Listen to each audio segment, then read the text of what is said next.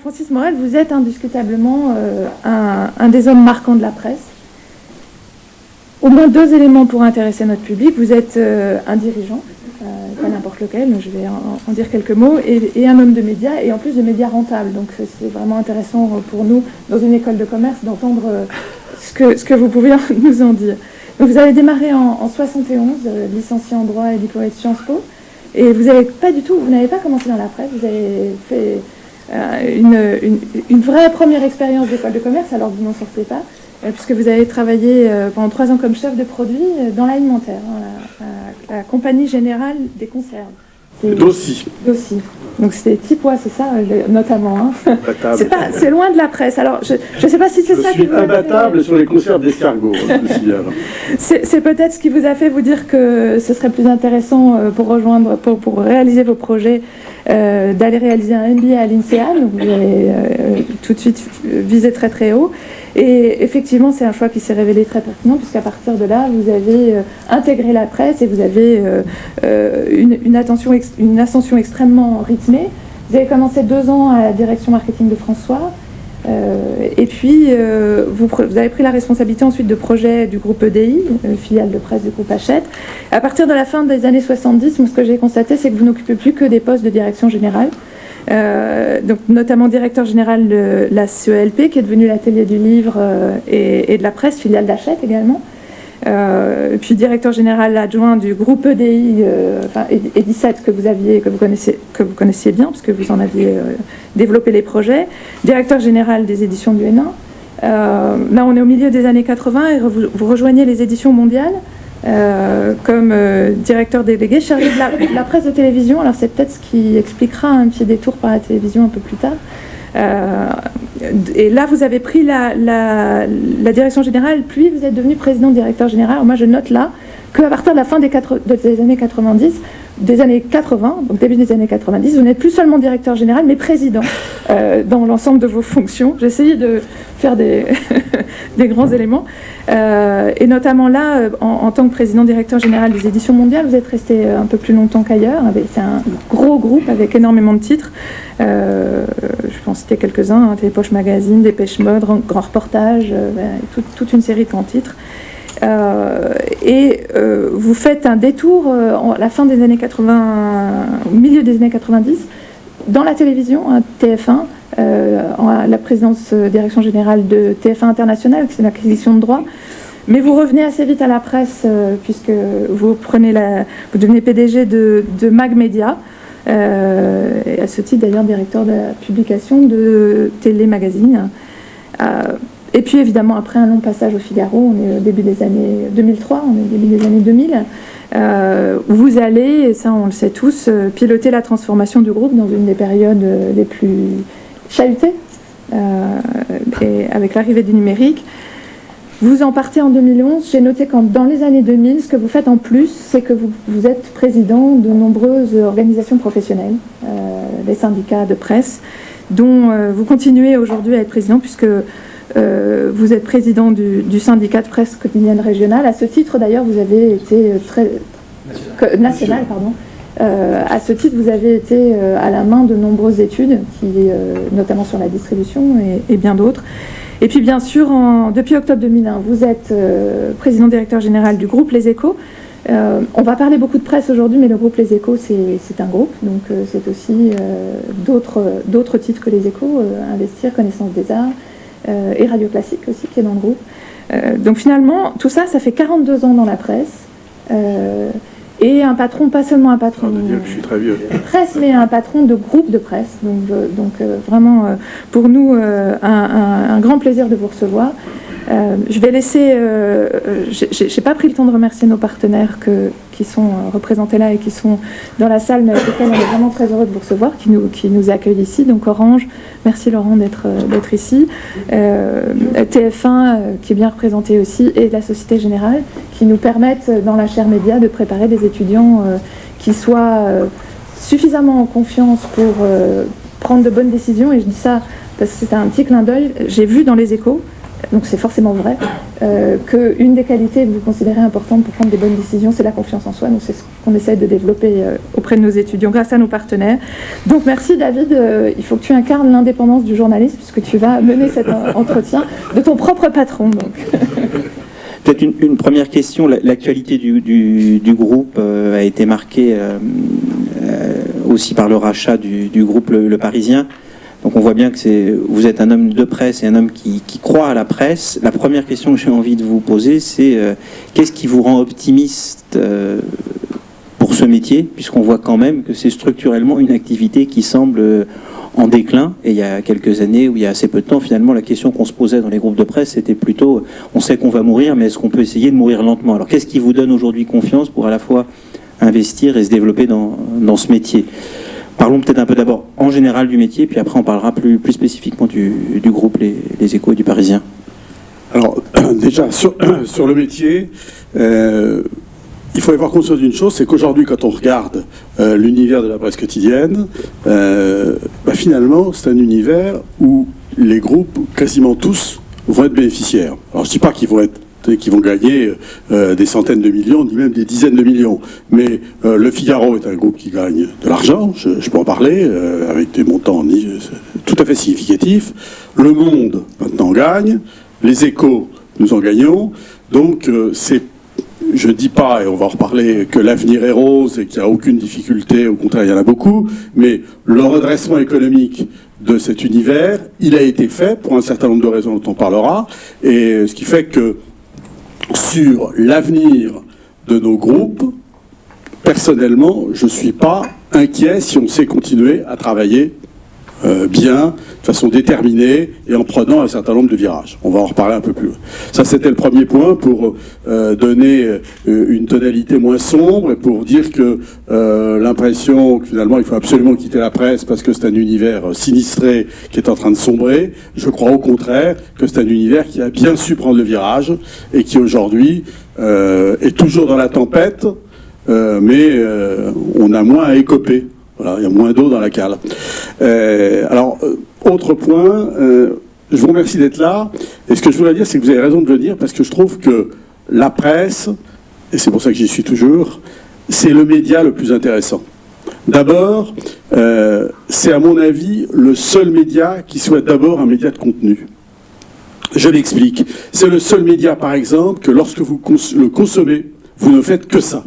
Tous les autres, c'est des médias, j'utilise cette expression un peu partie, à consommation non exclusive.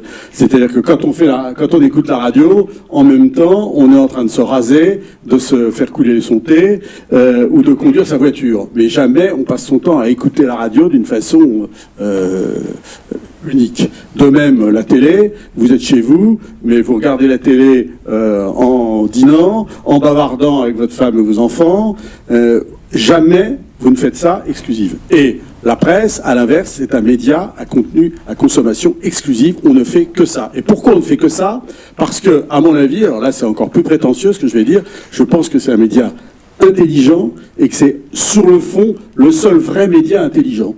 Moi, c'est ce que j'aime, ça va faire très plaisir à David, mais je le pense profondément, c'est un média où les contenus sont importants. Les médias audiovisuels, la célèbre phrase de Patrick Lelay, donner du temps de cerveau disponible à monsieur Coca-Cola, en fait c'est très vrai. Il a complètement raison. Le problème c'est que c'est politiquement incorrect de dire ça. Mais sur le fond, Patrick avait totalement raison de dire ça. C'est uniquement le but de la télévision. Et en fait, il y a tellement d'argent à gagner en télé et un peu en radio aussi, que le contenu importe peu. Ce qui compte, c'est de faire plaisir aux annonceurs. Et à l'inverse, en ce qui concerne la presse, j'ai expliqué tout à l'heure qu'on était sorti ou en train de sortir des déficits. Néanmoins, on sait bien qu'on ne gagnera jamais beaucoup d'argent. Jamais. Quand on gagne, si on gagne quelques millions, on est très heureux et très fiers de notre travail. Donc, comme il n'y a pas énormément d'argent à gagner, on peut se consacrer au contenu. Et c'est ce qui fait que moi, j'aime ce métier, que je trouve que vous avez raison d'être là. J'ai fait une courte incursion, effectivement, dans la télévision, 2 ans, et j'ai tout de suite compris qu'effectivement, cet attachement au contenu qui était ce qui m'avait attiré dans la presse, je ne le trouverai pas ailleurs. Voilà. Et c'est pour ça que je suis là et que j'ai envie d'y rester. Qu'est-ce qui vous rend optimiste? Parce que c'est vrai, les groupes de médias de presse perdent moins d'argent qu'avant, certains même commencent à en gagner, mais on voit bien que les ventes de papier reculent, que le marché publicitaire, la publicité se détourne pour aller sur Internet, que sur Internet, les groupes de presse écrite n'ont pas trouvé la martingale pour être très rentables. Sur quoi s'appuie cet optimisme? Est-ce que le retour à l'équilibre s'est pas fait simplement via des baisses de coûts? Alors, il y a eu des baisses de coûts, mais il y a eu des baisses de coûts parce que c'était en général des médias qui, avant, étaient assez mal gérés. Et ça, je dois dire, c'est la chance que j'ai pu avoir dans un certain nombre d'aventures de presse. Il faut toujours tomber, quand on prend la direction d'une société, sur une société mal gérée. Parce que tout de suite, on peut économiser de l'argent. Quand on tombe sur une société bien gérée, c'est très compliqué. Bon, donc là, on avait ça comme atout. Cela étant, ce qui me rend optimiste pour l'avenir, c'est d'abord pour deux raisons. D'abord, c'est à mon avis le média qui a le mieux pris le virage numérique. On n'est pas terminé, hein, on est encore dans le virage et on n'est pas sorti du virage, et loin de là, mais je suis frappé de voir que c'est le cas en France, mais c'est le cas dans le monde entier. À chaque fois, les sites d'information les plus regardés sont toujours des sites d'information de quotidien. Toujours. C'est le cas en Allemagne, c'est le cas aux États-Unis, c'est le cas en Angleterre, c'est le cas chez nous. Et ça, c'est parce qu'effectivement, les quotidiens ont été les premiers à prendre conscience de l'importance du numérique et de la façon dont ils pouvaient utiliser leurs équipes éditoriales, leur contenu pour être présents sur le numérique. Et ça, pour l'avenir, c'est extrêmement important. Alors c'est vrai, comme vous l'avez dit, que la martingale, c'est-à-dire la rentabilisation de ces contenus, elle n'est pas facile à trouver. Cela étant, Le Monde gagne de l'argent dans son site internet, Le Figaro aussi, Les Échos aussi. Alors, c'est pas le cas des autres. Le Parisien, on peut en parler tout à l'heure. Il y a une très grosse audience numérique qu'aujourd'hui, on n'arrive pas à monétiser. Bon, ça demande à se poser des questions et à voir comment on va trouver une solution. Moi, je pense qu'on va la trouver. Mais ça, le premier point qui me rend confiant pour l'avenir, c'est le numérique et le virage du numérique qu'on a été les premiers à prendre. Et puis, deuxième point qui me semble important, je crois que le secret des titres de presse quotidienne, c'est l'attachement des lecteurs à ces titres. Et il faut savoir utiliser ce lien pour lui vendre, entre guillemets, d'autres choses qu'uniquement le quotidien. C'est la diversification. Et je pense que lorsqu'on offre à nos lecteurs une diversification qui les intéresse, c'est très positif parce que, c'est des diversifications très rentables, pour un chat, mais deux, ça renforce le lien du lecteur avec son titre. Donc c'est un cercle très vertueux. Si je prends quelques exemples, sur Le Figaro, quand on a lancé les collections de livres ou des croisières, c'était exactement ça. C'est ce dont avaient envie nos lecteurs, donc ils l'achètent, et ça les renforce dans leur attachement au titre. Sur Les Échos, la diversification, c'est-à-dire les salons, les conférences, les études marketing, les annonces légales, c'est maintenant près d'un tiers du chiffre d'affaires. Voilà. Ce sont ces deux éléments qui font que je suis assez confiant. Oui, donc ça suppose une segmentation, une bonne compréhension de vos lecteurs, une segmentation.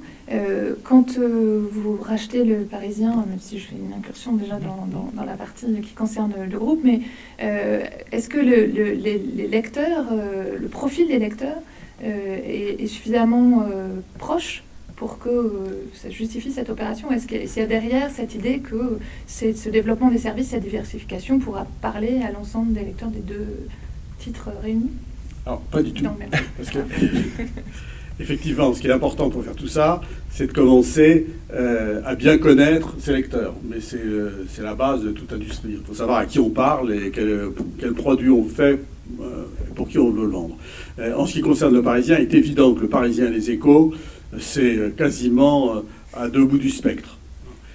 Alors en même temps, du coup, c'est très confortable quand on parle aux rédactions, c'est qu'on n'a pas à les rassurer sur le fait qu'on va utiliser leur contenu pour un autre journal, parce que je ne vois pas très bien un journaliste des Échos parlant au lecteur du Parisien. Bien que lorsqu'on va en province, on s'aperçoit qu'il y a un grand nombre de dirigeants de PME qui lisent parfois les deux. Voilà. En vrai, c'est des recoupements. Alors par contre, pourquoi ce rapprochement?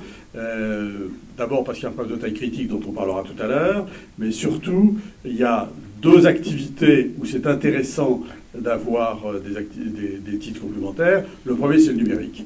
Sur le numérique, on en parlait tout à l'heure, il y a beaucoup de choses qu'on ne sait pas encore. On est en avance en tâtonnant. Et si on a une surface plus importante, on peut multiplier les tests, les essais, les expériences de l'un qui bénéficie dans l'autre. Je pourrais aussi en parler, mais très rapidement, il y a par exemple Facebook a lancé quelque chose que vous avez peut-être entendu qui s'appelle Instant Articles. On l'a testé sur le Parisien et on est en train, compte tenu des résultats, de voir si on l'adapte sur les Échos. Donc ce genre de partage d'expérience, c'est ce qu'on peut faire. Et puis deuxièmement, au niveau de la régie publicitaire, il y a toute la valorisation des datas, c'est-à-dire des informations que l'on peut avoir sur nos lecteurs, où là, ce qui compte, c'est le volume de data que l'on a, et plus on est gros, plus on a une banque de données importante.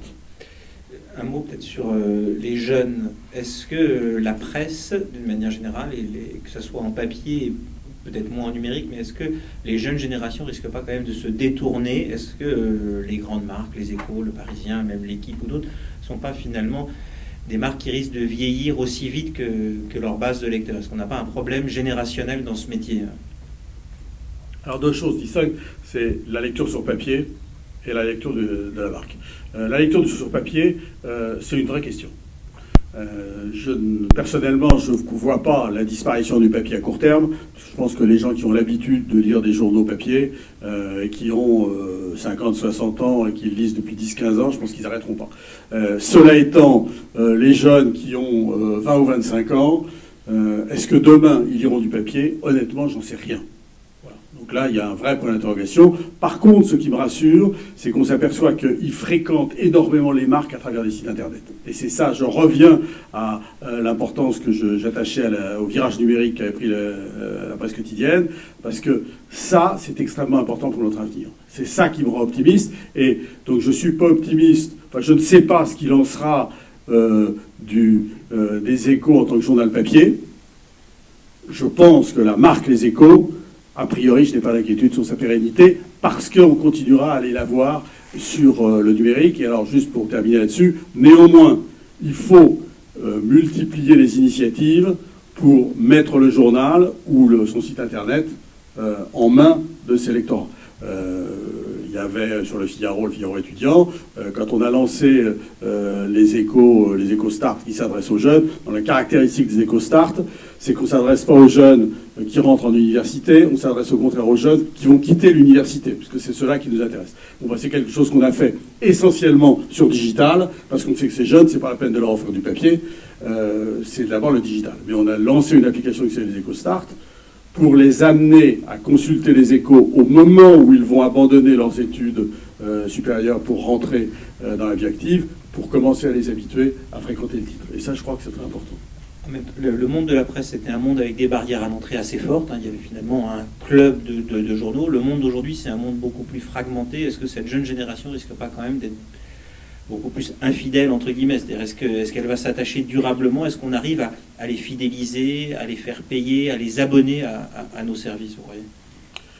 Encore une fois, d'abord, en termes de prix d'abonnement, il faut voir que les prix d'abonnement sur le digital n'ont rien à voir avec les prix d'abonnement du physique. C'est d'ailleurs bien l'un des problèmes économiques que l'on rencontre. Parce que le prix d'abonnement du digital, c'est un peu le prix d'abonnement du marché. Et si je donne deux chiffres à titre de comparaison, l'abonnement aux Échos papier, c'est, selon les formules, autour de 500 € par an. L'abonnement mensuel digital, c'est 16 €. Multiplié par 12, vous êtes quand même loin de l'autre papier. Alors, on peut dire, il n'y a pas de papier, il n'y a pas la distribution, etc. Il n'empêche qu'il y a quand même un gap en termes de chiffre d'affaires et de rentabilité, et donc un défi qu'il faut arriver à... Une question peut-être sur les annonceurs. Est-ce que les annonceurs s'intéressent encore à la presse, ou est-ce que, selon vous, aujourd'hui, ils n'ont plus les yeux que de chimère pour le numérique, quoi, finalement? J'aime bien les yeux de chimère. Non, parce que c'est un vrai problème. Il ne faut pas se raconter d'histoire. Il y a eu une fascination du digital. avec en plus des sociétés qui sont très puissantes et très habiles. J'en parlais, on racontait l'expérience la semaine dernière, d'une grande société française où la totalité du COMEX a été emmenée par l'un des GAFA pendant 5 jours dans la Silicon Valley. Ils en sont rentrés et le président a dit vous me mettez 10% de mon budget. Voilà, point. On n'augmente pas le budget, c'est pas ça que je dis. Enfin, on prend 10% et on les met là. Parce qu'il y a une fascination du digital. Donc c'est pour nous quelque chose de compliqué. Et il faut démontrer que ce qu'on apporte a une vraie réalité, une vraie spécificité, et qu'il faut effectivement continuer à investir. Mais il faut imaginer un modèle où le chiffre d'affaires diffusion sera plus important que le chiffre d'affaires publicité. Les grandes époques où la publicité représentait 60%, voire 70%, je me souviens, quand j'ai commencé à François, les chiffres de François et du Figaro, c'était les 2 tiers des recettes qui étaient en publicité. Publicité et petites annonces. Maintenant, on est très très très loin, et il faut se dire qu'on ne reviendra jamais à des chiffres comme ça. Il faut vivre d'abord sur la diffusion. Mais est-ce que ça veut dire que le développement du phénomène du brand content, c'est une transition Je ne sais pas, mais je pense qu'en tout cas, le brand content, c'est une réalité qu'on a inventée et qui est quelque chose de très intéressant. Qu'est-ce que c'est que le brand content? C'est l'idée qu'un annonceur peut avoir envie de s'exprimer différemment. Aujourd'hui, il s'exprime parce qu'il envoie des communiqués de presse sur ses résultats, sur ses lancements de produits, etc., ou par les pages de publicité traditionnelles. Le brand content, c'est un annonceur qui a envie de communiquer sur son environnement, sur ce qu'il est, et donner donc un message qui ne soit pas directement publicitaire et qui soit très valorisant pour sa marque. C'est un message différent. D'ailleurs, très souvent dans le brand content, on parle plus de l'environnement que du produit lui-même. C'est très intéressant. Il y a un certain nombre de messages de brand content où une société va parler de son environnement, considérant que comme elle est leader de cet environnement, en parlant de l'environnement, elle parle d'elle-même. Voilà. Et ça, c'est très intelligent. C'est une autre façon de s'exprimer. Je pense que c'est quelque chose de très durable et qui, en plus, pour nous, est intéressante parce que là, on ne peut pas le trouver ailleurs. C'est plus compliqué de le trouver dans d'autres médias. Quand on parle de l'évolution de la presse, et là j'en viens peut-être un petit peu plus à la stratégie du groupe, on a le sentiment que les médias de presse écrite très spécialisés, les Échos, l'Équipe, ont un avenir plus prometteur que des médias un peu généralistes. On arrivera plus à faire payer pour de l'info éco ou peut-être de l'info sportive que pour l'info généraliste. Dans ce contexte, comment est-ce qu'on peut être optimiste pour un titre comme le Parisien qui, lui, est très généraliste? Ça, je l'attendais. Au début de la question, je me suis dit, ça va se terminer là-dessus. Moi, j'aime beaucoup le Parisien, parce que je trouve que c'est et c'est pas péjoratif pour les autres, c'est un vrai journal d'information. C'est un journal qui traite de tout. Vous y avez de la politique, de l'économie, du sport, de la télé, du cinéma. Il y a absolument tout qui est traité par le Parisien. Et je pense que c'est cette notion de généraliste et de proximité qu'il faut valoriser. C'est pour ça que quand je suis arrivé au Parisien, j'ai dit que je pensais qu'il fallait absolument qu'on développe les pages locales. Vous savez que le Parisien, c'est le journal régional de la région parisienne. On a 10 éditions locales. Et je pense qu'il faut développer ces pages locales parce que là, c'est un service que nous allons apporter à nos lecteurs qu'on ne trouve pas ailleurs. Et on revient un peu, c'est-à-dire à ce que vous disiez, David, c'est les Échos, c'est le journal indispensable quand on est dans le business, parce qu'on y a effectivement des informations sur sa vie professionnelle. Et bien, le Parisien, ça doit être le journal indispensable sur sa vie personnelle à l'endroit où l'on vit. Comment se porte aujourd'hui le Parisien et les Échos? Vous avez dit retour à la rentabilité. C'est quoi la solidité, les quelques chiffres que vous pouvez nous donner sur le basculement vers le numérique? Quels sont les 2-3 indicateurs sur lesquels vous regardez qui sont pour vous les plus importants pour voir l'évolution de ces deux titres? Alors d'abord, les Échos sont bénéficiaires. Les Échos, c'est un type bénéficiaire. Le Parisien est déficitaire. Les Échos, ce qui fait son succès, c'est premièrement le développement numérique, c'est-à-dire qu'on fait 28% de notre chiffre d'affaires en numérique. Et deuxièmement, la diversification dont je parlais tout à l'heure, puisqu'on fait 1/3 de notre chiffre d'affaires en numérique. on ne peut pas additionner les deux puisqu'il y a de la diversification dans le numérique. Enfin, grosso modo, ça c'est assez important d'avoir conscience de ça. Il y a deux sources de revenus qui n'existaient pas ou peu et qui maintenant sont tout à fait importantes. Et en ce qui concerne le Parisien, comme je l'ai dit, on a un problème, c'est un titre qui perd de l'argent, pas énormément, si ça peut ne pas sortir, c'est pas plus mal, mais c'est pas dramatique. Le Parisien perd beaucoup moins d'argent que n'en perdaient les Échos en 2011. Voilà. Mais le problème du Parisien, c'est qu'au niveau de la publicité, c'est un titre qui est pris entre les quality papers, c'est-à-dire les quotidiens entre guillemets haut de gamme que sont le Figaro, le Monde, les Échos, et les journaux à grande diffusion, où là un annonceur va prendre un gratuit comme 20 minutes en disant il est beaucoup plus puissant. Et finalement, le problème du Parisien, c'est qu'il n'a ni le côté quality paper, ni le côté volume qu'apporte le gratuit. Donc il faut qu'il arrive à mettre en avant sa spécificité pour justifier qu'il y ait des recettes publicitaires plus importantes que ce qu'elle a aujourd'hui. Et par ailleurs, l'autre problème du Parisien, c'est que comme c'est un journal très grand public, et que c'est un journal régional, son prix de vente est important et il ne peut pas jouer sur le prix de vente comme le font les Échos, le Monde, les 2 €, 2,20 € du Monde, des Échos ou du Figaro. C'est absolument impossible pour le Parisien. On le voit bien. Vous savez que le Parisien a une édition nationale qui s'appelle Aujourd'hui en France. Aujourd'hui en France est vendu 1 €. Le Parisien est vendu 1,20 €. Et bien aujourd'hui en France a de meilleurs résultats de vente que le Parisien. Et on voit bien la sensibilité au prix.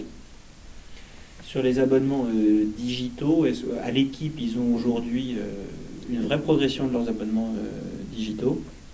Est-ce que vous constatez la même chose aux Échos ou est-ce qu'il y a eu un démarrage et puis un plateau? Est-ce que ça continue de progresser? Est-ce que c'est un vrai relais de croissance? Est-ce qu'en termes d'usage, les gens ont envie de recevoir leur journal sur une tablette? Sur le Parisien? Sur les Échos. Sur les Échos, pardon. Sur les Échos, il y a un très fort développement des abonnements numériques. On a démarré les abonnements numériques il y a 2 ans et demi maintenant. À l'époque, on devait avoir 2 à 3 000 abonnés. Aujourd'hui, on en a 37 000. Et il y a une progression continue, tous les mois, du développement des abonnements numériques, avec un très beau taux de renouvellement. Donc là, on voit bien effectivement la force du titre, le service que l'on rend par l'abonnement numérique, et donc une spirale. Le journal, et en fait, moi ce que je dis souvent, c'est qu'on était un journal du matin, on est devenu un journal du soir, puisqu'aujourd'hui, à 22h30, il y a pas mal de gens qui... Et quand on ne l'a pas à 22h30, n'est-ce pas, comme hier, on trépigne en disant pourquoi il n'est pas là, pourquoi il n'est pas là. Voilà. Et est-ce que le paywall est un levier vers la conversion à l'abonnement numérique? En ce qui concerne les Échos, certainement. Peut-être dire quelques mots sur comment ça marche. Oui. L'idée, c'est que vous avez droit à un certain nombre d'articles lus gratuitement, et puis au bout d'un certain nombre d'articles, il faut que vous vous abonnez.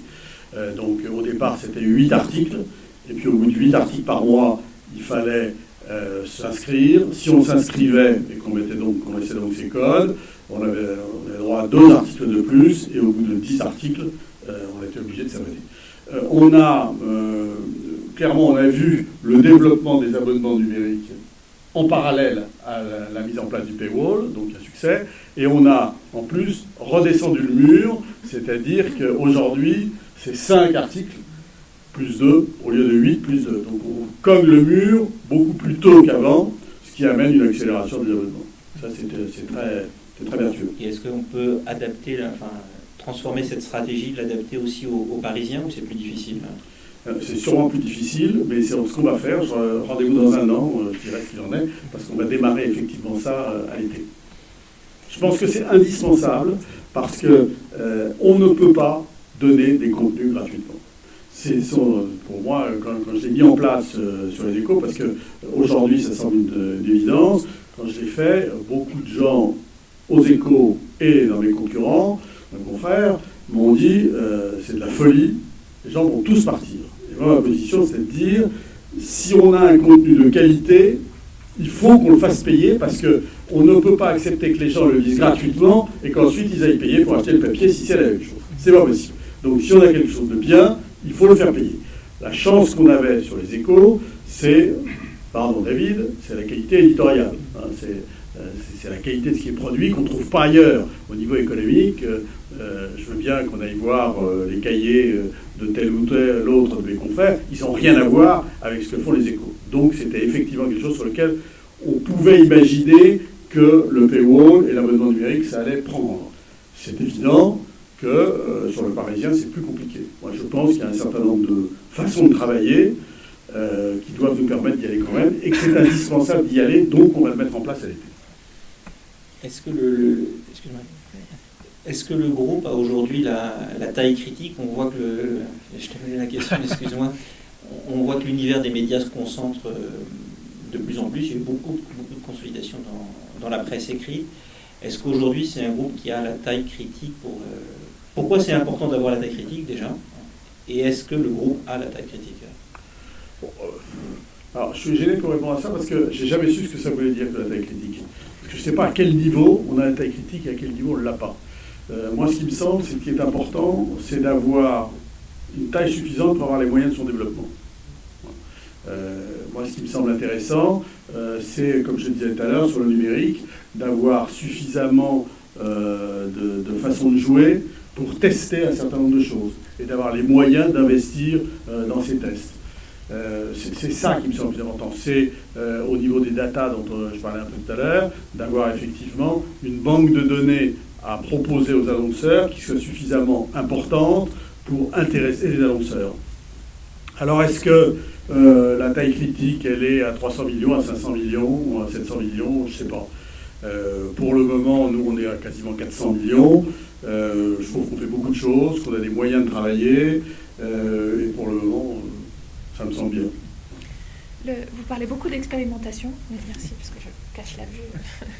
Vous parlez beaucoup d'expérimentation, d'innovation. Vous êtes très actif dans le fonds d'innovation pour la presse. Oui. Est-ce que c'est dans ce type de lieu que peuvent émerger des innovations avec la collaboration peut-être avec d'autres aussi, ou est-ce que il faut créer la différence en le gardant chez soi?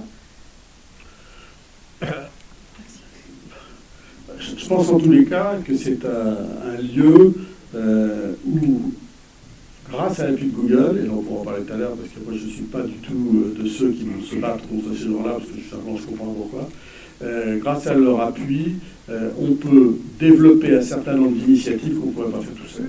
Le fonds Google, vous savez, c'était donc un certain montant qui était mis à la disposition de la presse sur des projets qui répondaient à certains critères d'innovation et d'information politique et générale, et qui permettaient de lancer des projets avec 60% des projets financés par Google.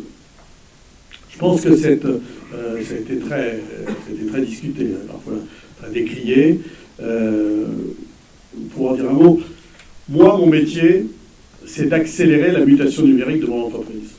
Si j'ai un acteur extérieur qui me propose de m'aider dans cette accélération sans me donner aucune contrainte, je ne vois pas pourquoi je ne le prendrais pas. Voilà. Alors, je ne suis pas utopique, hein. Je sais bien que si si on a obtenu cet accord avec Google, c'est parce qu'il y avait une pression de l'environnement et qui cherchait de ce fait à montrer que ce n'était pas l'ennemi des médias. Objectivement, 3 ans après avoir démarré, on a fait beaucoup de choses grâce à eux. On a tous lancé un certain nombre de projets, donc certains ont marché, certains n'ont pas marché. S'ils n'avaient pas été financés à 60% par Google, il y a beaucoup de projets qu'on n'aurait pas mis en place. Donc, je trouve que c'était une bonne initiative. Et même si Google en a profité, nous, on en a énormément profité parce que ça nous a permis d'accélérer notre développement. On a quand même le sentiment, ce qu'on entend la petite musique, c'est qu'il faut se méfier, quand on est un groupe de médias français, il faut se méfier des GAFA. C'est-à-dire l'objectif, c'est... en gros, ils voudraient bien être notre régie publicitaire et que nous, on s'occupe de toute la partie quand même un peu compliquée et périssable, qui est de faire du contenu, et qu'eux s'occuperaient des centres de profit. Est-ce que cette vision, même si elle est peut-être un peu caricaturale, elle ne reflète pas une partie de la réalité? Est-ce que ça peut être des partenaires vraiment à qui on peut avoir confiance sur la durée? Alors, d'abord, moi je dois faire des nuances, parce que quand on dit les GAFA, en fait, ce qui me frappe pour travailler avec eux, c'est la différence entre eux. Bon, je ne connais pas Amazon, donc je le mets de côté. Par contre, je connais bien pour travailler avec les trois autres, Google, Facebook et Apple, et c'est des gens qui, dans le travail quotidien, sont complètement différents. Apple, je vais commencer par eux. Alors ça, c'est extraordinaire. On n'existe pas. Mais vraiment, le mépris qu'ils ont à l'égard de tous leurs partenaires, parce qu'ils considèrent qu'ils sont plus forts que les autres, c'est invraisemblable. Ils nous poussent à aller dans des directions. Du jour au lendemain, ils arrêtent le chantier qu'ils avaient développé. Ils nous plantent, mais vraiment du jour au lendemain, en expliquant que 10 jours après, ça s'arrête. On n'est même pas prévenu. C'est invraisemblable. Et quand on va avoir des rendez-vous, quand on veut discuter avec eux, il n'y a aucune ouverture. Aucune. Google, à l'inverse, alors Google, je les ai beaucoup fréquentés à plusieurs époques. Je me souviens, je raconte toujours ça, des premières discussions qu'on a eues en 2008 qui s'étaient extrêmement mal terminées. C'était au sein du syndicat de la presse quotidienne nationale. On ne s'était pas envoyé les chaises à la figure, mais c'était vraiment extrêmement violent. C'est très mal terminé. On a repris les discussions en 2012. Ça a été un peu compliqué. Et puis on a débouché sur cet accord du Fonds d'innovation de la presse. Et je veux dire que depuis, c'est des gens qui sont extrêmement à l'écoute. On développe des projets avec eux. Ils ont mis des ingénieurs à notre disposition. Il y a un groupe de travail qui se réunit tous les mois avec des groupes de presse européens. Il y a le Financial Times, le Guardian, Die Zeit, El País, La Stampa et les Échos. Et sur des dossiers précis, on travaille avec des ingénieurs de Google pour développer des solutions. AMP, qui est l'équivalent d'Instant Articles, c'est quelque chose qu'on a développé au sein de ce groupe de travail, ensemble. Donc c'est des gens avec lesquels je trouve qu'on travaille de façon intelligente et positive pour tout le monde. Et Facebook Et ben Facebook, c'est un peu entre les deux, mais le travail qui se passe actuellement avec eux est vraiment très très positif. Depuis que Laurent Soli a été nommé à la tête de Facebook France, on a vraiment quelqu'un qui nous écoute, qui relaie nos préoccupations. La mise en place d'Instant Articles, on a des réunions permanentes avec eux pour voir ce qui marche pas, etc. C'est assez constructif. Alors encore une fois, je n'ai pas d'illusion. Je pense que les menaces qui pèsent sur eux par la Commission européenne, etc., ça les a beaucoup aidés à changer leur mode de comportement vis-à-vis de nous. Cela étant, aujourd'hui, moi je suis désolé, j'ai quelqu'un qui est un partenaire et qui m'aide à avancer. Et quand j'entends dire au gouvernement ou à Bruxelles, il faut qu'on crée un Google à la française ou à l'européenne, soyons raisonnables, compte tenu des milliards qu'ils ont sur leur compte en banque, des milliers d'ingénieurs qui travaillent, on est incapable de faire ça. Donc soit on s'en sert, soit on a beaucoup de mal à avancer tout seul. Peut-être une ou deux questions management, et puis après on ouvrira le jeu des questions et réponses aussi avec la salle. Tu avais une question sur le management? Oui, j'en ai plusieurs en fait. J'aurais peut-être d'abord, avant de passer au management, vous parlez beaucoup de la qualité particulière de la presse. Oui. Pour autant, est-ce que c'est possible de rester exclusivement de la presse, de ne pas aller sur la radio, la télévision, dans cette perspective de la question de la taille critique et finalement aussi peut-être de la capacité à capter une audience, je connais bien les jeunes, qui consomment beaucoup de la vidéo, alors ils font autre chose en même temps, c'est vrai, mais est-ce que c'est pas aussi un moyen de les ramener, donc ce sera la transition avec le management? C'est une très bonne question, c'est un point d'interrogation, je n'ai pas de réponse, je trouve très intéressant ce qui se passe chez SFR, le rapprochement, parce que le problème qu'on a quand même, c'est que ce sont des métiers différents. D'ailleurs, à l'inverse, les initiatives d'Alain Veil, quand il était tout seul pour aller dans la presse, n'ont pas été couronnées de succès, parce que c'est des métiers différents. Donc je ne me vois pas, moi, me lancer from scratch dans la télévision ou dans la radio. Cela étant, la question du rapprochement entre les médias et de ce que l'on peut faire ensemble, je pense que c'est vraiment intéressant, et je regarde avec beaucoup d'attention ce que va faire SFR, parce qu'en plus, avec la compétence d'Alain Veil, qui est quelqu'un, moi j'ai beaucoup d'admiration pour lui, parce que je trouve qu'il a construit quelque chose d'extraordinaire, et qu'il a su regarder ce qui se passait et s'adapter. Donc je pense que ce qu'il va faire entre les médias écrits du groupe Express, la radio, la télé, la puissance des SFR, Je ne sais pas bien, mais je pense que c'est intéressant et c'est une chose qu'il faut regarder avec attention. Je ne suis pas sûr que ça puisse pas être une menace, en tout cas quelque chose qui fasse une concurrence forte. Je n'en sais rien, parce qu'il va falloir quand même apprendre à faire travailler ensemble, parce que quand on regarde les médias, faire travailler ensemble les médias, c'est pas très simple. Oui, puis la convergence, c'est pas récent. Ça fait un moment qu'on en parle quand même. Ouais, c'est ça. Alors maintenant, il y a un moment où c'est d'actualité. Voilà. Mais donc, moi, je regarde ça avec intérêt. Je ne sais pas. Parce qu'en plus, le magazine, c'est plus simple. L'Express, BFM, BFM Radio, BFM Télé, ça me semble plus simple. La culture de Libé, c'est quand même différent. Sur la presse quotidienne, c'est un peu plus compliqué. Mais je pense que l'idée est intéressante. On ne peut pas y aller tout seul. Enfin, moi, je trouverais déraisonnable d'y aller tout seul parce que c'est un métier que je ne connais pas. Donc, je regarde ce qui se fait. En termes de management, aujourd'hui, il y a une vraie, à la fois beaucoup de chômage en France et en même temps beaucoup de guerre pour attirer des talents. Est-ce qu'aujourd'hui, un média de presse écrite et de presse numérique, comme le groupe Les Échos, arrive à attirer suffisamment de talents, à la fois ingénieurs, commerciaux, développeurs, journalistes, dans tous ces métiers-là aujourd'hui? Est-ce que le groupe garde une capacité d'attraction, ou est-ce que c'est devenu un peu plus difficile peut-être qu'il y a 15 ou 20 ans? Alors c'est évident qu'il y a une fascination auprès des jeunes de tout ce qui est métier Internet. Ça c'est absolument évident, nier ça. Même si ce que recherchent d'abord les sociétés Internet, c'est d'abord des ingénieurs. Donc oui, il y a cette fascination d'Internet. Cela étant, moi si je regarde dans la porte, je suis quand même très satisfait de voir le nombre de gens qui veulent rentrer dans notre groupe.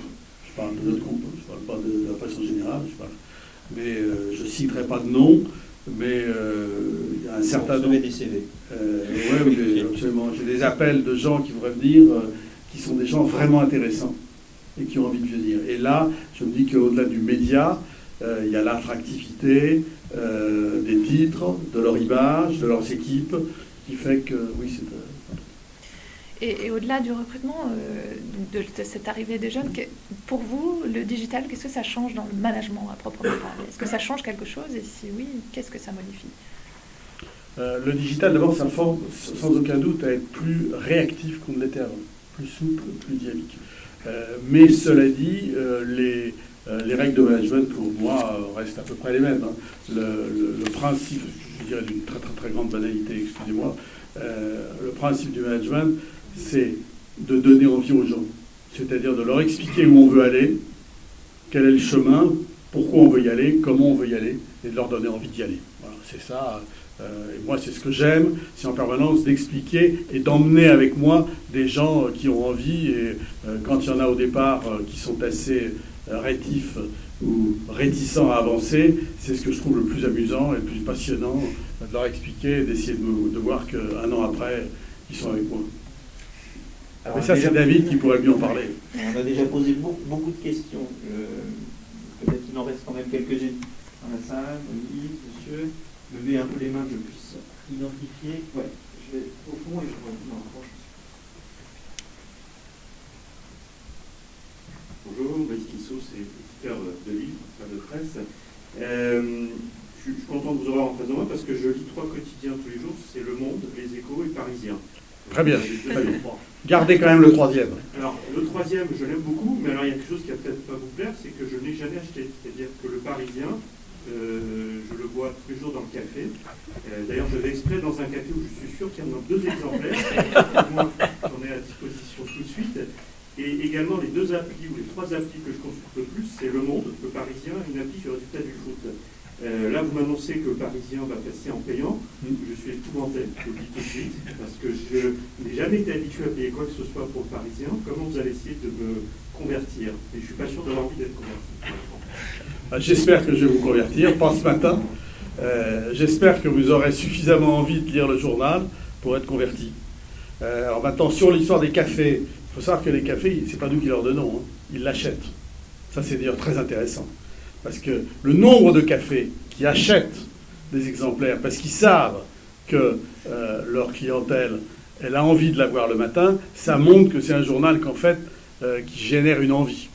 Voilà, Bon, et en ce qui concerne le digital, comme j'ai dit tout à l'heure, c'est simple. Moi, je n'ai pas les moyens de donner des choses. Quand vous allez chez votre boucher, il ne vous donne pas une entrecôte tous les jours, même si vous le connaissez bien. Donc, je vais essayer de faire payer mon entrecôte. Mon temps de cerveau disponible. C'est vrai que l'entrecôte, je ne la trouvais pas gratuite jusqu'à présent. Ouais. Maintenant, vous allez être obligé de la payer. Mais on va voir. Non, mais c'est là où on revient à ce que je disais tout à l'heure. La presse est d'abord un média de contenu. Si vous n'êtes pas prêt à payer, c'est qu'il y a quelque chose qui cloche dans le journal. Voilà. Si c'est simplement le plaisir de passer 10 minutes, si vous y apprenez des choses, vous êtes prêt à payer. Si le prix est très modéré, je sais que sur le Parisien, je n'aurai pas du tout le même système de prix que je peux pratiquer sur les Échos ou sur Le Monde. Je vais être beaucoup moins cher. Il faut que je sois à des prix qui fassent que, compte tenu de ce qu'il y a dedans, oui, je suis prêt à payer ça, parce que fondamentalement, c'est pas très cher. Et pardon, les corollaires du coup, c'est mais vous allez apporter des choses nouvelles sur le plan éditorial dans le Parisien pour justifier justement le type de conscience de la valeur. Il y a effectivement un travail éditorial pour justifier ça. Sur un certain nombre de données, sur un certain nombre de secteurs sur lesquels on travaille actuellement, ça c'est pour septembre. Bonjour, Pierre Meyer à l'étranger de Géo. Je voulais vous demander, à l'étranger, quand vous regardez les expériences des grands quotidiens dans le monde, qu'est-ce que vous en tirez? Notamment, par exemple, l'expérience de Jeff Bezos, on en a beaucoup parlé en 2013 quand il a acheté le Washington Post. Quel est le bilan qu'on tire aujourd'hui? Parce qu'à l'époque, on disait qu'il va révolutionner. Enfin, dans la série Transformation numérique, qu'est-ce qu'on peut observer à l'étranger comme étant, pas le beau modèle, mais enfin bon, comme expérience intéressante, vraiment. Et deuxième question, quand même sur la transformation digitale, vous avez cité le chiffre des abonnements des Échos, 16 € par mois. Bon, des recettes publicitaires sur le digital qui sont quand même pas non plus énormes. Comment est-ce qu'on peut à terme avoir un modèle durable qui finance un journalisme de qualité avec des rédacteurs, des journalistes bien payés, enfin des journalistes qui savent faire leur métier et maintenir la valeur cher payés, cher payés. Et ça les vaut. Et quand même, pour l'instant, parce que pour l'instant, ce sont les journalistes du print qui financent l'attractivité du digital quand même. Donc comment est-ce que le modèle est soutenable à T plus 5 ans quand on prolonge la courbe? Alors, non. Alors, premier point, ce n'est pas les journalistes du print qui financent le reste. Parce qu'il y a des journalistes qui travaillent pour une marque qui s'appelle Les Échos, qui s'appelle Géo, et qui seront à la fois du print et du digital. Et c'est extrêmement important que ce soit les mêmes. Pourquoi? Parce que, évidemment, il faut que le contenu soit de même qualité sur le digital et sur le print. Si ce n'est pas les mêmes journalistes, si c'est une deuxième équipe, ben forcément, ce ne sera pas la même qualité. Moi, je veux que ce soit les mêmes experts des médias qui écrivent dans l'un et dans l'autre.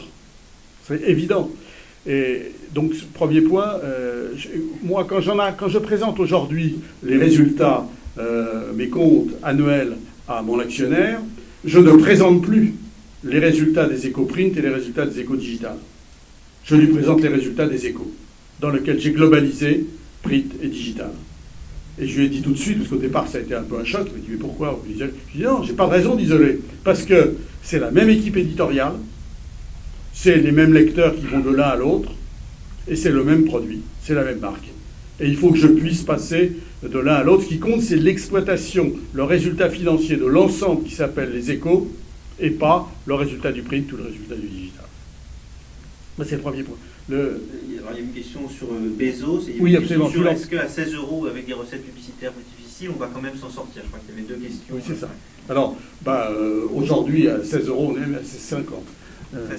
C'est l'intérêt du digital, c'est qu'on fait des tests très forts. Au départ, on était à 15. Moi, je voulais qu'on monte le prix. Je me suis beaucoup battu là-dessus. Je voulais qu'on monte à, j'avais dit 18, 20, etc. On a fait des tests et on voit tout de suite, on montait jusqu'à 16,50 et à 17, il y avait un décrochage. Donc pour le moment, on s'est arrêté à 17,50. Je reviendrai sur mon 17 dans 6 mois.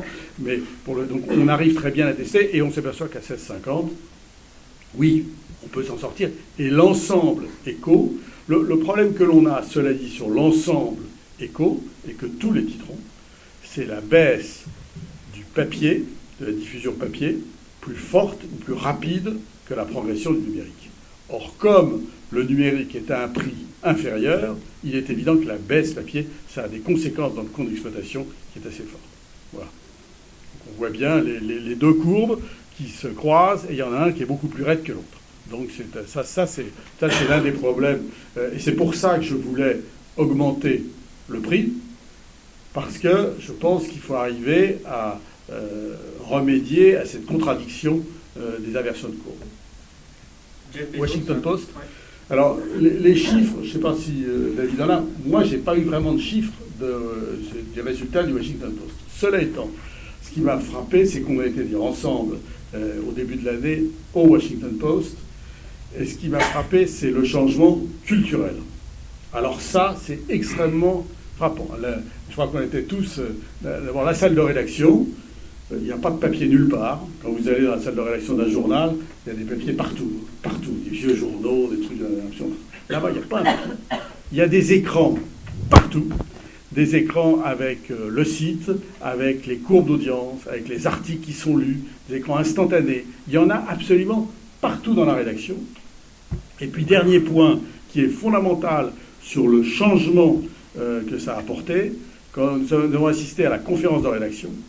La conférence de rédaction, en France, on a le rédacteur en chef technique, qui est là avec son papier, et qui dit « Politique, en page 3, il me faudrait un papier d'une colonne et demie, c'est-à-dire de 300 signes, qu'est-ce qu'on peut faire là-dessus ?» Et on remplit le journal en... on remplit le journal en bouchant les trous. Voilà. Et puis à la fin, on dit « Puis alors le digital, qu'est-ce qu'on va faire ?» La conférence de rédaction du Washington Post, le début, les 20 premières minutes, c'est l'analyse des audiences des articles lus la veille.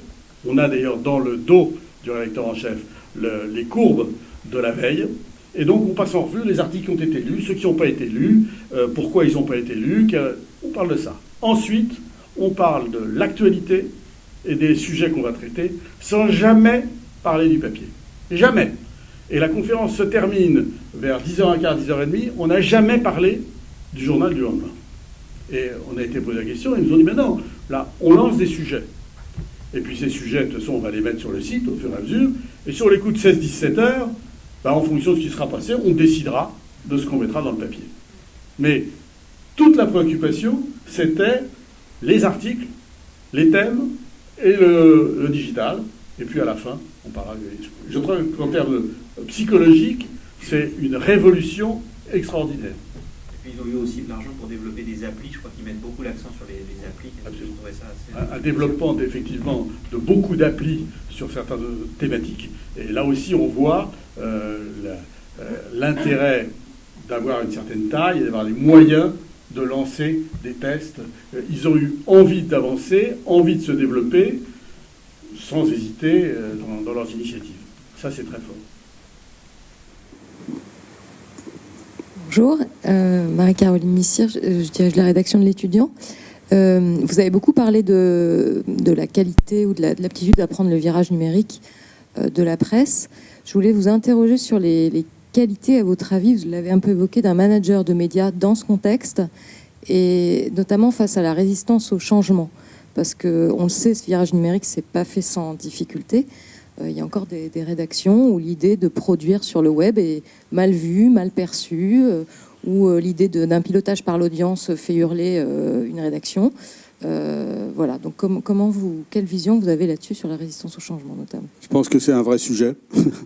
Et que c'est un vrai sujet. Et c'est le travail du manager d'expliquer que cette résistance au changement, c'est une erreur et que c'est même dramatique pour l'avenir. Comme je dis toujours, on n'avance pas en regardant derrière soi. Si on marche dans la rue en regardant derrière soi, la seule chose dont on est sûr, c'est qu'on va tomber par terre. Donc, mais vaincre cette résistance au changement, c'est très compliqué, parce que a priori, les gens ont peur. Toujours. C'est terrifiant. Moi, je trouve qu'on a au contraire la chance, c'est ce que je trouve passionnant dans le monde que l'on vit, on a la chance d'être là au moment où tout change. C'est absolument passionnant. Jamais nous n'avons rencontré de tels changements. Bon, moi, comme ça a été dit tout à l'heure, ça fait un certain temps que je travaille. Il n'y a jamais eu des changements de cette importance. La télévision, l'arrivée de la télévision, ça n'a pas bouleversé les médias comme le bouleverse le numérique. Donc on est à un moment où tout change et où on a la chance d'être aux manettes au moment où ça arrive. Donc il faut surtout ne pas avoir peur de ça, savoir en profiter, savoir surfer là-dessus, et il faut expliquer aux gens qui nous entourent qu'ils n'ont pas à avoir peur. Mais c'est très compliqué, et la résistance au changement, c'est un vrai problème qui, à mon avis, dépasse les médias, mais qui est un énorme problème, parce qu'effectivement, on est dans un univers où les gens ont peur, tout le temps, tout le temps. C'est à notre responsabilité de faire changer, mais c'est pas simple. Bonjour, moi je travaille à Challenge et j'avais 2 questions à vous poser. La première, vous parlez d'investissements assez importants visiblement dans le virage numérique. Est-ce qu'on peut avoir une idée de ce que ça représente comme montant pour un groupe comme Les Échos depuis 2-3 ans? Et est-ce que quand vous parlez de votre site qui est rentable, est-ce que ça intègre tous ces investissements voilà. Est-ce que ces investissements sont aussi dans un changement de profil de vos salariés, notamment informatiques? Est-ce que vous avez embauché des ingénieurs? Est-ce que vous avez changé ce profil de votre masse salariale? Et la deuxième question était plus pour mon journal. Il a été question à un moment que LVMH ou Les Échos s'intéressent à racheter Challenge. J'ai jamais eu de discussion. Ça aurait pu, mais on a trop d'autres préoccupations aujourd'hui. Moi, je suis sur le sur le défi du Parisien. Donc, je ne vais pas m'embarquer dans d'autres directions, même si je trouve que Challenge est un très bon journal. Ce qui est compliqué sur Challenge, mais ensuite, c'est pas je ne peux pas trop en parler, mais c'est que je crois que c'est un titre qui a beaucoup vécu parce qu'il s'appuyait sur le groupe Nouvel Observateur et a bénéficié d'un certain nombre de choses, et se retrouvant seul, ça devient compliqué. Ça, je pense que... Voilà. Mais c'est un titre qui est intéressant. Moi, je le lis toutes les semaines. Je trouve qu'il y a toujours des choses qu'on a du plaisir à lire. Donc... Voilà. Les investissements. L'autre question, les investissements dans le numérique. L'actionnaire. Le problème, c'est qu'il faut que l'actionnaire en ait envie. Point. Je m'arrête là. L'autre question. L'investissement dans le numérique. Combien est-ce que le groupe investit dans le numérique? Est-ce que c'est des investissements quand vous dites que le web est rentable? Est-ce que c'est parce que vous prenez pas en compte les investissements? C'était ça la question. Alors évidemment, quand je parle de rentabilité, c'est tout compris. C'est en tenant compte des investissements qu'on a fait. Voilà, ça c'est absolument évident, parce que dans mon compte d'exploitation, je mets les investissements. En général, même je les passe en exploitation dès la première année, je les amortis pas, parce que ce genre d'investissement, comme il en faut en faire tout le temps, je les passe en exploitation dès la première année. Donc ils sont inclus. C'est pas des montants en fait énormes. Non. Peut-être une question, je rebondis sur une question. Oui, vas-y. Oui. Oui. Ah oui, absolument. Oui, beaucoup, bien sûr. Si vous venez sur le plateau du digital, il y a une douzaine de personnes, dont aucun n'était là il y a 3 ans, ou quasiment pas, qui sont des jeunes. Oui, bien sûr, ça c'est extrêmement important. Moi, j'avais une question sur les magazines de fin de semaine, et puis il y a une question au fond sur les magazines de fin de semaine. Les Échos ont lancé un magazine. Est-ce que ça marche? Est-ce que le fait d'être obligé d'augmenter le prix pour rentabiliser ces investissements, est-ce que du coup ça impacte pas de manière négative la diffusion? Et pareil un peu aux Parisiens, est-ce que l'expérience du Parisien avec leur magazine de fin de semaine s'est avérée une bonne stratégie? C'est-à-dire investir dans le papier à l'heure du digital, est-ce que ça a un sens? Et puis on aura une question aussi. Alors, oui, dans un cas comme dans l'autre, les magazines de fin de semaine s'avèrent être tout à fait des succès. Il faut voir que, si je prends l'exemple des Échos, les Échos étaient le seul quotidien à ne pas avoir en fin de semaine une offre éditoriale plus large, plus importante que celle du reste de la semaine. Partout dans le monde, l'offre éditoriale de fin de semaine est toujours plus importante que celle du quotidien du reste de la semaine. Donc je pense qu'il fallait réfléchir à ça. C'était un peu compliqué pour nous parce que le magazine des Échos, ça peut pas être, c'est pas un énième news, c'est pas le Figaro magazine, c'est un magazine qui doit être à la fois un magazine de détente parce que le fin de semaine est correspondant à l'ADN des les Échos. Donc il fallait par exemple qu'on parle de l'économie, mais pas de la même façon que le quotidien et pas de façon austère. Donc ça a été un long travail jusqu'à ce qu'on débouche sur cette formule que la rédaction a mis en place, qui nous a convaincus, qu'on a lancée en septembre dernier et qui est un très gros succès. Et en termes de diffusion, puisque l'augmentation de prix n'a pas empêché que le vendredi soit le jour de la plus forte vente. Donc c'est un magazine qui augmente notre diffusion. Et en termes de recettes de publicité, parce que ça permet de déboucher sur des recettes, un marché publicitaire différent de celui du quotidien. Et c'est intéressant de voir que comme David vous disiez, c'est quand même paradoxal d'investir dans le papier à un moment où on parle du numérique. En même temps, toutes les expériences qu'on voit dans le monde entier montrent que la baisse du papier, quand elle existe, elle est sur la semaine, et qu'au contraire, en fin de semaine, l'achat du papier reste quelque chose d'important. Et là, on voit bien que du coup, en fin de semaine, c'est un moment de détente, et que l'achat du papier se justifie parce qu'on a le temps de prendre et de reprendre et de lire un certain nombre de choses. D'où l'importance d'avoir ces suppléments de fin de semaine. Bonjour, Olivier Laveco d'AOL. J'avais une petite question justement sur le business model maintenant d'un groupe comme le vôtre à l'heure du numérique, autour de la publicité, mais aussi potentiellement de la vente de data qui se fait beaucoup dans le numérique, et la réaction d'un groupe comme le vôtre aux évolutions du marché publicitaire sur le digital, notamment avec le programmatique ou les réactions par rapport aux ad-bloqueurs sur le web qui pénalisent beaucoup des groupes médias comme le vôtre. Alors, c'est des questions différentes, parce que ce sont des sujets différents. Sur les ad-bloqueurs, pour parler de ça, je pense que la responsabilité de l'existence des ad-bloqueurs, c'est nous, les éditeurs. À partir du moment où on tolère des publicités intrusives comme certaines de celles que l'on a, forcément s'inventent des moyens de contourner ces publicités. Et je dis toujours qu'on peut essayer de lutter contre les adblocks. Si on ne commence pas par empêcher un certain nombre de publicités intrusives, ça reviendra toujours, il y aura toujours ce genre de publicité. Donc ça, je crois que le premier problème, il est chez nous. Il faut qu'on arrive à discipliner. C'est compliqué parce qu'à un moment où les recettes de publicité baissent, ce genre de publicité intrusive, en général, elles sont vendues cher. Donc on voit bien pourquoi nos régies publicitaires se battent pour les mettre. Mais je pense que c'est tellement négatif pour nos lecteurs qu'il faut arriver à faire un code de bonne conduite de ce qu'on accepte et de ce qu'on n'accepte pas. Ça, c'est un problème interprofessionnel qu'il faut qu'on trouve. Mais je pense qu'on a vraiment besoin de le faire parce que je pense qu'on a tous eu le problème d'un mobile qu'on regardait discrètement pendant une réunion et puis brusquement il y a une publicité qui se déclenche avec un bruit terrible et tout le monde se retourne vers nous. C'est insupportable, c'est insupportable. Ça, c'est le premier point. En ce qui concerne le programmatique, il y a deux choses différentes dans le programmatique. Il y a ce qui est la vente des invendus. Certains sites de programmatique vendent en fait essentiellement des invendus. Je crois que c'est très dangereux parce que quand on commence à donner l'habitude aux annonceurs d'acheter à des prix cassés, on a du mal ensuite à acheter, à vendre à des bons prix.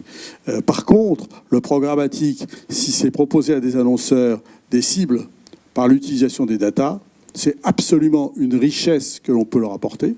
Et il faut qu'on l'aille dans ce domaine-là. C'est pour ça que je parlais tout à l'heure de l'importance des portefeuilles de data et de toute l'activité analyse et exploitation de data qu'on a tous dans nos sociétés.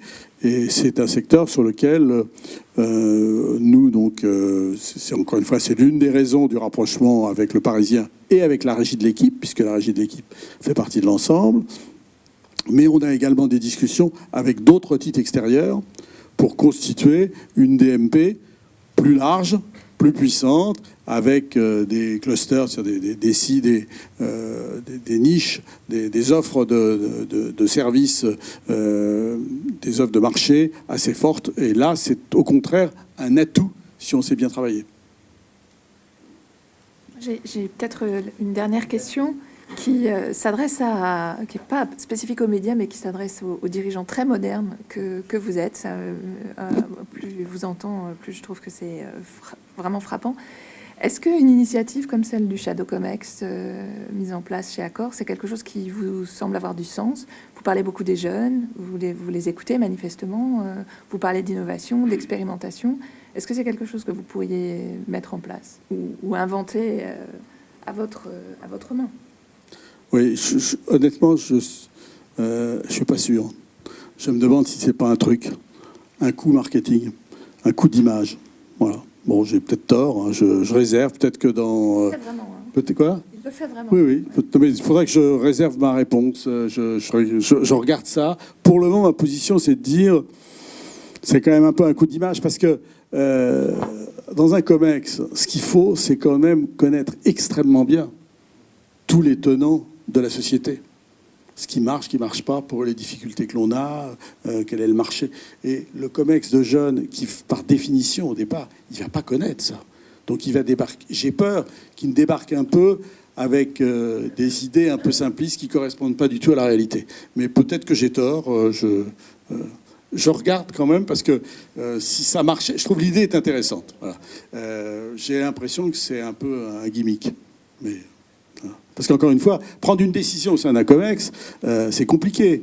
Il y a des échanges, en fait, et c'est des gens qui tous connaissent très bien le business, nos difficultés, la concurrence, qui dans leur domaine sont très pointus techniquement.